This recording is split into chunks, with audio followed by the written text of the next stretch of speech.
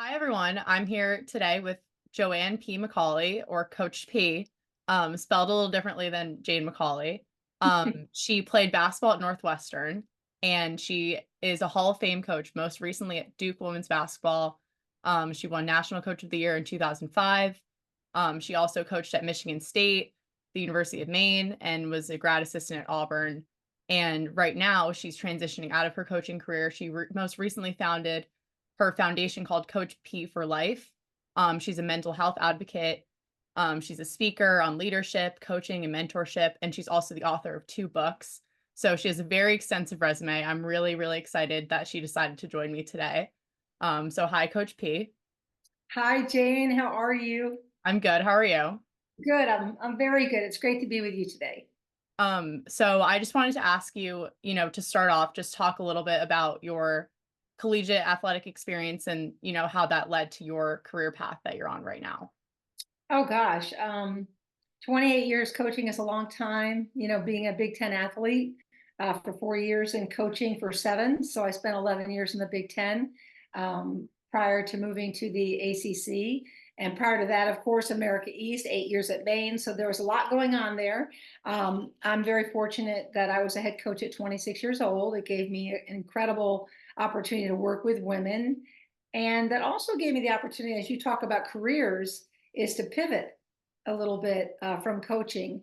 I love my coaching time, and I felt that I stepped out at a good time where perhaps I could take another path. And that path was writing Secret Warrior. It's my second nonfiction novel. I really like Choice Not Chance, my first nonfiction novel.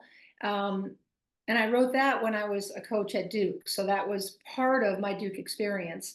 And then Secret Warrior was part of my very personal experience. And so I actually just completed my first fictional novel called Stella Rising. And that is now complete. And I'm on that agent search to find the right people to partner with, as I am now a novelist, I'd like to say.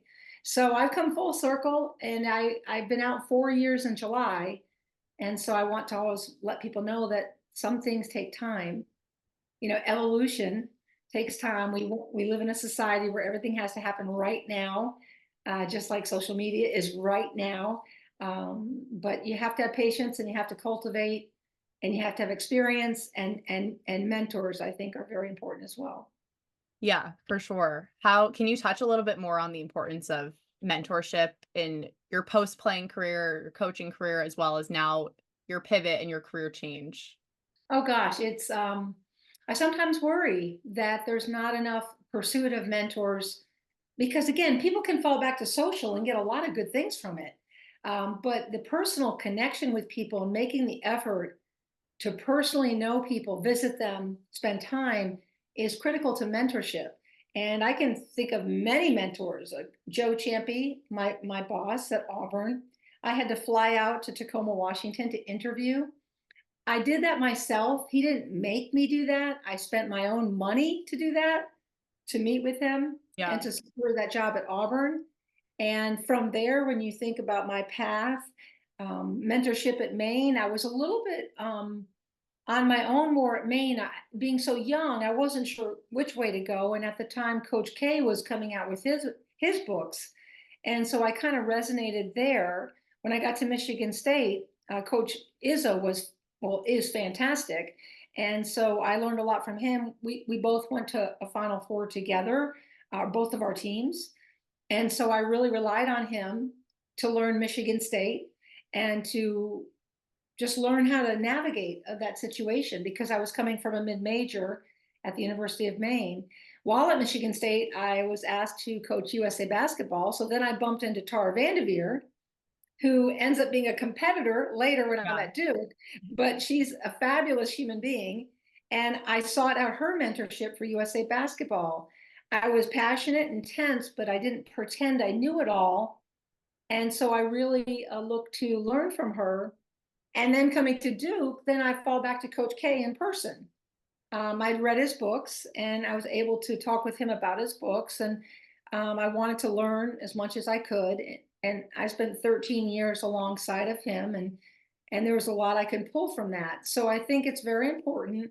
Um, to seek out mentors. And I even did something a little bit unusual. I sought out Nick Saban through a friend and went ahead and shadowed him for a day, being the only female to do that.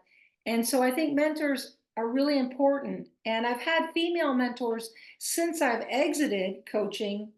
My mentors have all been mostly female, so it's kind of switched a little bit, whether it's my writing coach, whether it's people that I've worked with, whether it's my assistant who works with me.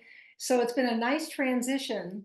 I feel like I've had all different types of mentors, and I just encourage others to seek them out. And now I try to be a mentor as I'm talking with you, Jane. Hopefully I can be a mentor and shed light on something that can help you and your listeners. Yeah, for sure. I think it's really cool that your life kind of came full circle, like reading Coach K's books when you're at Maine.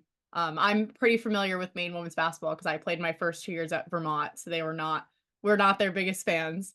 But, no, I think it is really cool that, you were able to have him as a mentor, not only, like, reading his books, but then in person.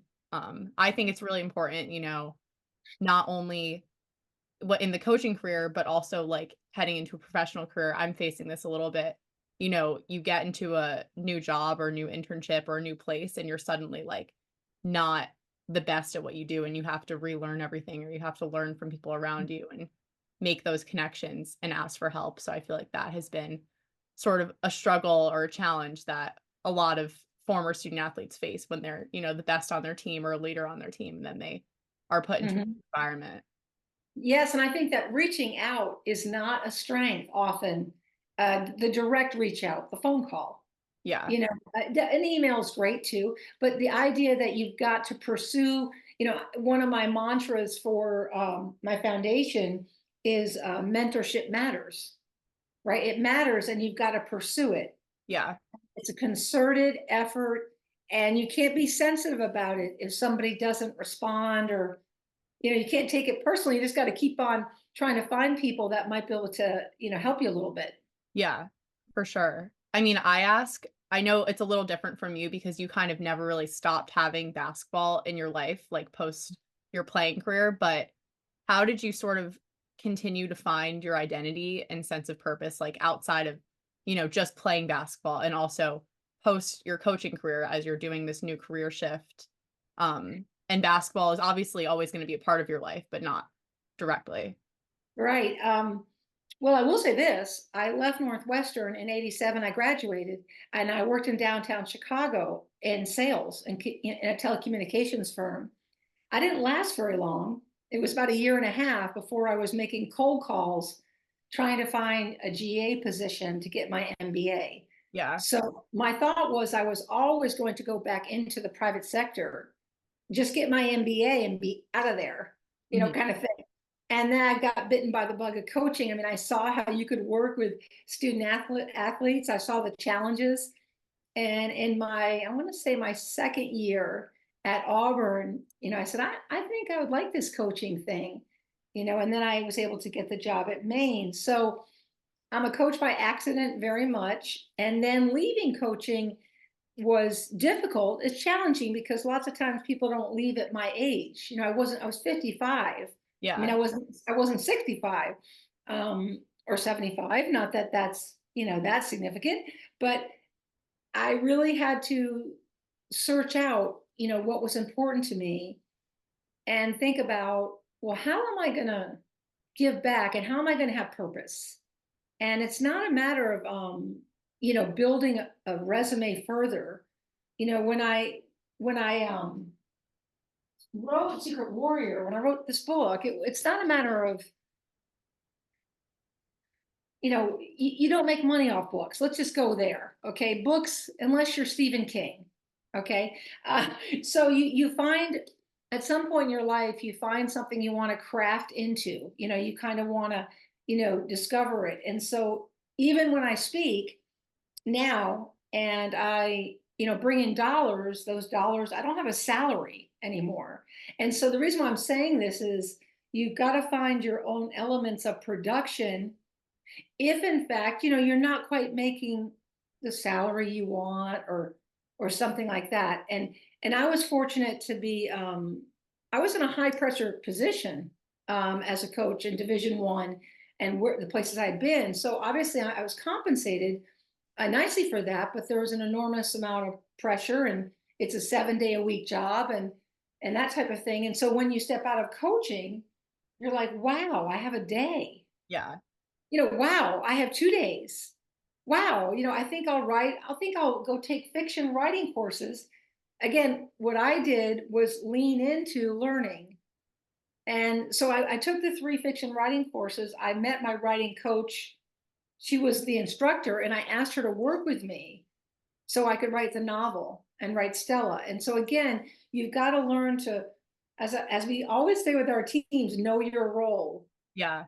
Obviously, when I went to that class, I was outperformed by people. There were people that read their writing that I just wanted to crawl under the table because it was so profound and so good. So you have to be able to be uncomfortable in situations, whether you currently have a dream job or whether you are exiting and trying something else. And I think that, and it's easy for me to talk about this, very, much harder to do. Yeah. I think, like, that's definitely something that's a challenge, like we talked about for former athletes, like being vulnerable and like being willing to learn and ask for help, doing new things, Mhm. outside of your sport. Because for, I mean, my whole life, and for I'm sure like a lot of people's whole lives, like it's only revolved around, basketball or whatever sport there is. So, Yes, yes, I want to add to that, Jane, because I am worried about young people today, and the world is very complicated. And when you've been performing and you're an athlete, you're used to the 6 day a week workouts. yeah, You're used to the human connection. You've got that endorphin high constantly, from your workouts. And so anyone listening, I would encourage, a lot of people say this, they say, oh, I'm just going to take a break, from basketball because I need a break. Well, that's fine. Take a break from whatever you've done, but get into something quickly. yeah, If you're a basketball player and you're ready to take a break, go into taekwondo. You see, I mean, make sure you stay active in sport, yeah, because I tell you what, the whole mental health, the whole brain health benefit is enormous. And we are different. I mean, I think athletes are different. We've been doing it a long time. yeah. For sure. Like, it's definitely a shock since, like, I mean, I talked to a lot of friends who have recently, like, ended their careers, and it's definitely a shock when it all feels like it ends, like, super abruptly, and you have to enter the real world, like, pretty Mhm. quickly Yeah. after that. Can you talk a little bit more about, like, your recent, career shift, and your foundation right now and what work you're doing? Sure. It's a lot of things are coming together. The completion of my novel, Stella Rising, it's about a tennis player. And it's about the world she navigates in becoming a professional tennis player. And there are many issues that she faces, and brain health issues, but also other issues. And so the tennis part is just sort of the outskirts of the actual story.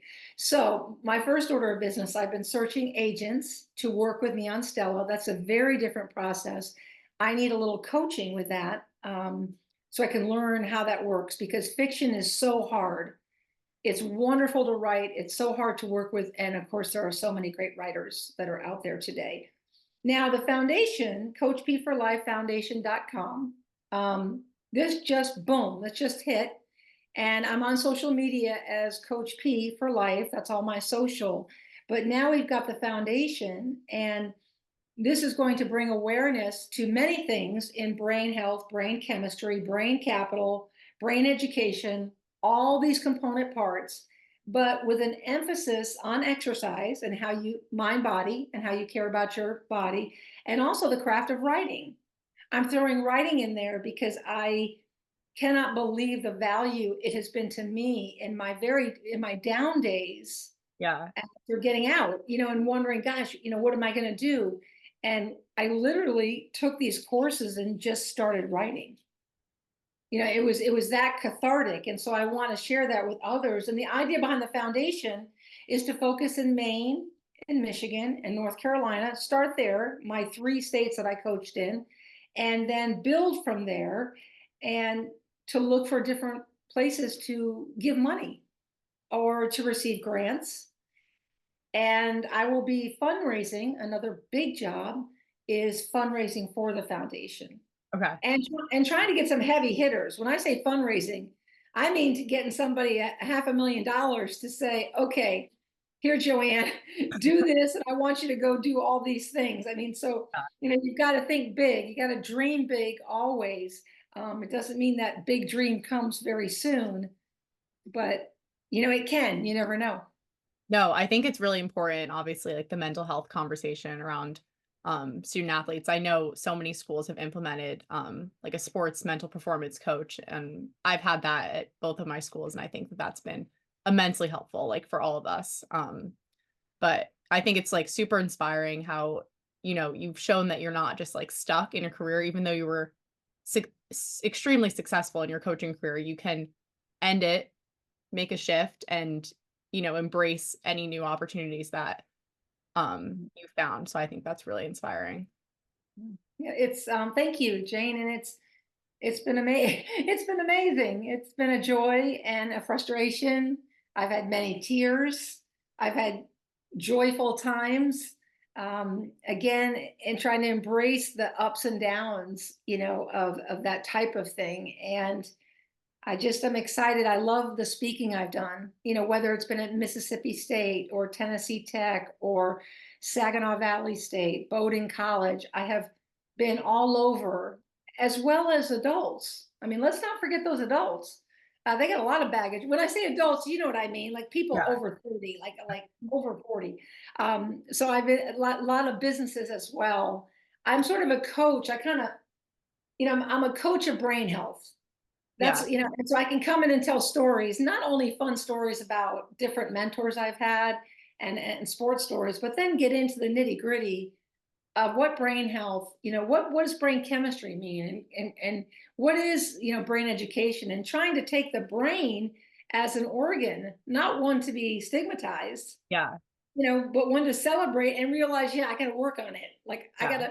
I haven't exercised for 2 weeks. Oh, no wonder I feel awful, that kind of thing. A real rest, the lying on the couch rest thing, like that doesn't work. That's not what makes you feel better. Yeah. For sure. My last question for you is just any advice that you may have for any former athletes or any athletes heading into their final year of playing, on sort of navigating the college search process, and any career search advice. Oh, okay. So you're saying, wait, seniors looking for college or graduates of college looking for jobs? Which, Graduates of college looking for jobs. okay. So I would say to really sit down and think about your passions and understand that nothing is forever either. For example, if my passion, when I come out, I think so much I want to go to medical school. Maybe that's my passion, but I can't afford medical school. I don't want to take the loans. I don't want to do that. Okay, go back to your passions and what jobs can you get to bring some money in? It's okay. We have to bring dollars in. Okay, you have to sometimes take jobs that you don't want to take as a means by which for getting to where you want to go. Mhm. When I was doing sales, I was took a job that was okay. It paid me well. I had a nest egg. I took that nest egg. I went to Auburn, Alabama. I used that nest egg to survive for 2 years until I got a full-time head coaching job. So again, we have these big dreams. We want to do these things, um, and that's great. But sometimes you have to navigate the less, the less sexy, the less enjoyable to get to to the place you want to go. Again, I lived with very little, no income as a GA. I had a little bit of a stipend, but you have to learn how to live simply. Yeah. And then of course, then when you make it, you know how to live with grandiosity. Yeah. So you've got to get the simple down. And so I'd encourage all graduates to think about that. Understand simple, but also at the same time dream big.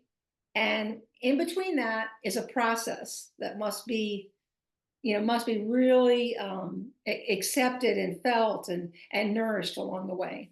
Yeah.